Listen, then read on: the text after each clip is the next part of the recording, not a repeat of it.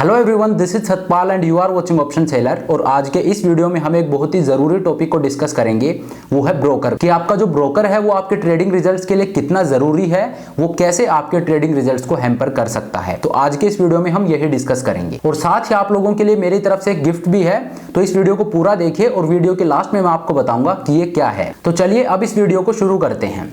देखिए, आपको एक बात हमेशा याद रखनी है कि ट्रेडिंग में जितना आपको प्रॉफिट हो रहा है या जितना आपको लॉस हो रहा है, वो आपका एक्चुअल प्रॉफिट या लॉस नहीं है।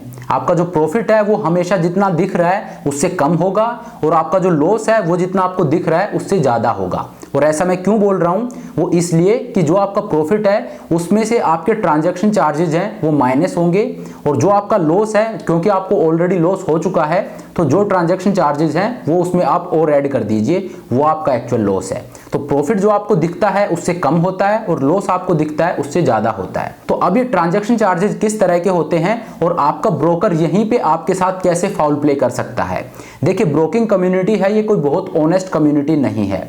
यहाँ पे आपको विजिलेंट रहना पड़ेगा। अगर आप विजिलेंट नहीं रहते हैं तो आपके साथ चीटिंग होने के चांसेस बहुत ज्यादा हैं। देखिए, मैं इस टॉपिक पे एक वीडियो ऑलरेडी बना चुका हूं। हम इस चीज को बहुत ज्यादा तवज्जो नहीं देते हैं, हम सीखने पे फोकस्ड रहते हैं। हम स्ट्रेटजीज को सीखते हैं, एडजस्टमेंट कैसे करना है, जो मार्केट की टेक्निकलिटीज हैं उनको हम सीखते हैं। लेकिन ये एक बहुत ही ओवरलुक चीज है कि हम ब्रोकर पे ध्यान नहीं देते हैं। देखिए, ब्रोकर पे आपको हमेशा ध्यान देना है, क्योंकि ब्रोकर आपके साथ कुछ चीटिंग कर सकता है जो कि आपके पकड़ में नहीं आती हैं। तो इसी चीज पर मैं एक वीडियो बना चुका हूं डिटेल्ड, कि आपका ब्रोकर आपको चीट तो नहीं कर रहा है। ये ऊपर मैंने लिंक दे दिया है, इस वीडियो को आप देख सकते हो। तो देखिए, आपको 4 तरह के ट्रांजैक्शन चार्जेस पे करने होते हैं। सबसे पहला है ब्रोकरेज, दूसरा है एक्सचेंज ट्रांजैक्शन चार्जेस, तीसरा है एसटीटी और चौथा है सेबी चार्जेस। ये 4 चार्जेस हैं जो आपको पे करने होते हैं। इनके अलावा अगर और कोई चार्ज आपको लग रहा है तो फिर आप अपने ब्रोकर से कांटेक्ट कीजिए। इससे अलग भी चार्जेस लगते हैं, लेकिन वो किस कंडीशन में लगते हैं वो मैं आज आपको बताऊंगा। लेकिन आपको मोटा मोटी ये हमेशा याद रखना है कि सिर्फ आपको ये चार्जेस लगते हैं नॉर्मली। इनके अलावा अगर और कोई चार्जेस आपको लगाए जा रहे हैं तो आपको इमीडिएटली अपने ब्रोकर को कांटेक्ट करना है। अब आपका ब्रोकर आपके साथ चीटिंग कर रहा है या इन 4 चार्जेस के अलावा और कोई चार्ज आप पे लगा रहा है, इसका पता कैसे लगेगा। तो देखिए, आपको अपने शेड्यूल में थोड़ा सा चेंज करना पड़ेगा। सुबह उठते ही हम 9:15 बजे मार्केट खुलने का वेट करते हैं, तो उससे पहले आप अपना एक शेड्यूल बनाइए कि सुबह उठते ही सबसे पहले मुझे अपना कॉन्ट्रैक्ट नोट चेक करना है। कॉन्ट्रैक्ट नोट जो होता है ये आपका ब्रोकर आपको रोज भेजता है। तो आपकी जो भी फंड्स हैं, आपने जो भी ट्रेड लिए हैं, उसकी सारी डिटेल्स उसमें होती हैं।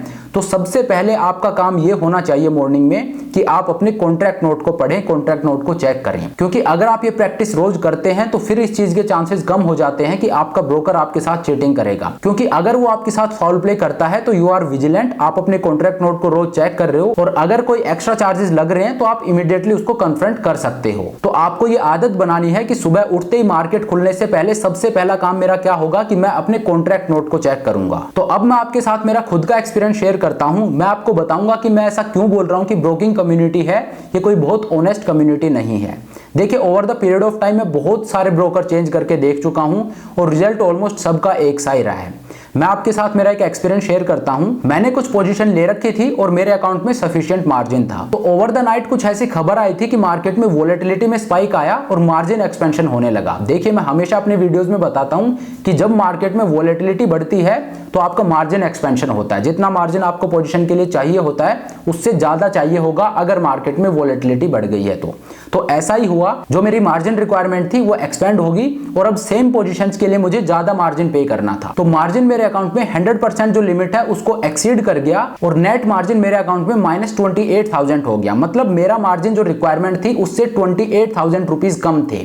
तो देखिए, 28,000 कोई बहुत बड़ी अमाउंट नहीं है। अगर मेरी एक पोजीशन को स्क्वायर ऑफ किया जाता, जो मैंने पोजीशन ले रखी थी उसमें से एक भी बेचे हुए ऑप्शन को अगर स्क्वायर ऑफ कर दिया जाता तो फिर मेरी मार्जिन रिक्वायरमेंट पूरी हो जाती। जो नेगेटिव में दिखा रहा था वो नहीं होता, लेकिन ऐसा नहीं हुआ। और मेरे ब्रोकर ने क्या किया, मेरी जितनी भी पोजीशन थी सबको एक साथ स्क्वायर ऑफ कर दिया, और वो भी बिना मुझे बताए। मतलब जो भी उस टाइम पे मुझे प्रॉफिट लॉस हो रहा था वो सारा बुक कर दिया मुझे बिना बताए, जबकि ये अवॉइड किया जा सकता था।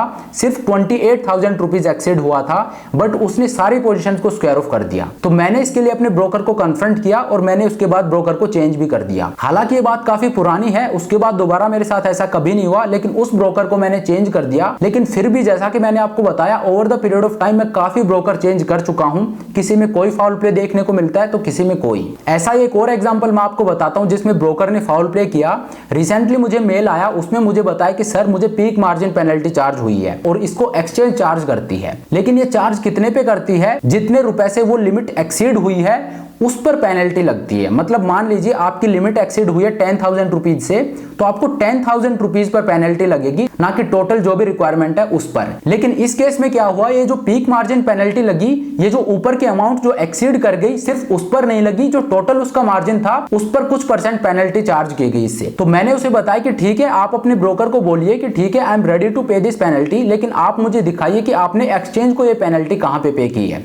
क्योंकि जो पीक मार्जिन पेनल्टी होती है वो ब्रोकर चार्ज नहीं करता है, वो चार्ज एक्सचेंज करती है। तो अगर ब्रोकर आपसे चार्ज कर रहा है, दैट मींस ब्रोकर उसको अपने पास नहीं रखेगा, ब्रोकर आगे उसको एक्सचेंज को पे करेगा। तो आप अपने ब्रोकर से पूछ सकते हो कि आपने कहां पे किया है, आप मुझे दिखाइए। तो इस तरह से आपको हमेशा विजिलेंट रहना है। आपको ब्रोकर पर आंख बंद करके भरोसा नहीं करना है। ब्रोकर आपके साथ फाउल प्ले कर सकता है। मैंने ऐसा खुद बहुत एक्सपीरियंस किया है और मैंने लोगों से कंप्लेंट भी सुनी है। तो आपको हमेशा विजिलेंट रहना है। तो अब आपका सवाल होगा कि एक अच्छा ब्रोकर कौन है। तो देखिए, एक अच्छे ब्रोकर में आपको दो चीजें देखनी है। पहली चीज तो ये कि वो आपके साथ ऑनेस्ट हो, वो कोई फाउल प्ले ना करे। और दूसरी चीज आपको देखनी है कि उसका कस्टमर सपोर्ट बहुत अच्छा हो। देखिए, ऐसा नहीं होना चाहिए कि मार्केट आवर्स में आपको कोई प्रॉब्लम आए और उसके लिए आप कस्टमर केयर में ही कॉल करते रह जाओ और आपका इश्यू रिजोल्व हो उसमें 2-3 घंटे लग जाएं। क्योंकि मार्केट में आपका रियल पैसा लगा है, तो आपको एक ऐसा ब्रोकर चाहिए जो आपके लिए अवेलेबल हो जब भी आपको जरूरत हो।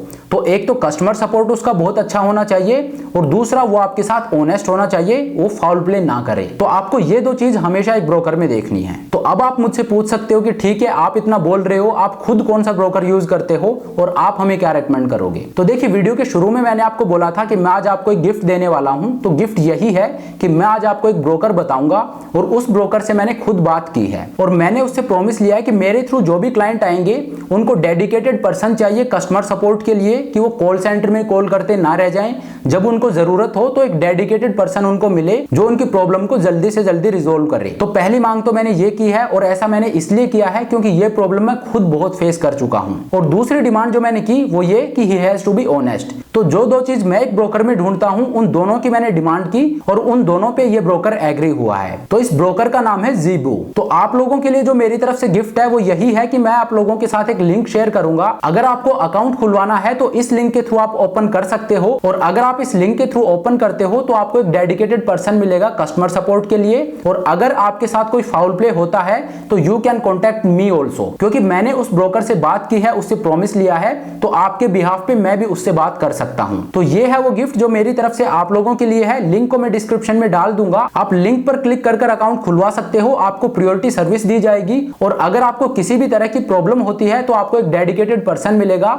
Otherwise you can contact me also, मैं भी आपके बिहाफ पर कंप्लेंट आगे फॉरवर्ड कर सकता हूं। तो चलिए अब इस वीडियो को यहीं खत्म करते हैं। मैंने लिंक को डिस्क्रिप्शन में डाल दिया है, तो वहां पे आपको लिंक मिल जाएगा। और वीडियो को खत्म करने से पहले एक और अनाउंसमेंट है। जो सुपर स्मार्ट सेलर सेगमेंट के मेंबर्स हैं उनके लिए अनाउंसमेंट है, कल संडे को शाम को 7 बजे हम एक लाइव सेशन कंडक्ट करेंगे।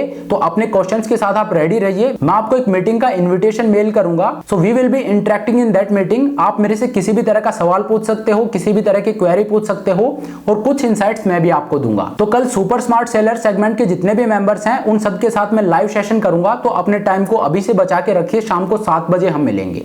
तो चलिए अब इस वीडियो को यहीं खत्म करते हैं। Thank you so much for watching the video. I hope ये वीडियो आपको पसंद आया होगा, आपको ये हेल्पफुल लगा होगा। अगर वीडियो अच्छा लगा तो मेक श्योर आप वीडियो को लाइक करें, चैनल को सब्सक्राइब करें। This is Satpal signing off.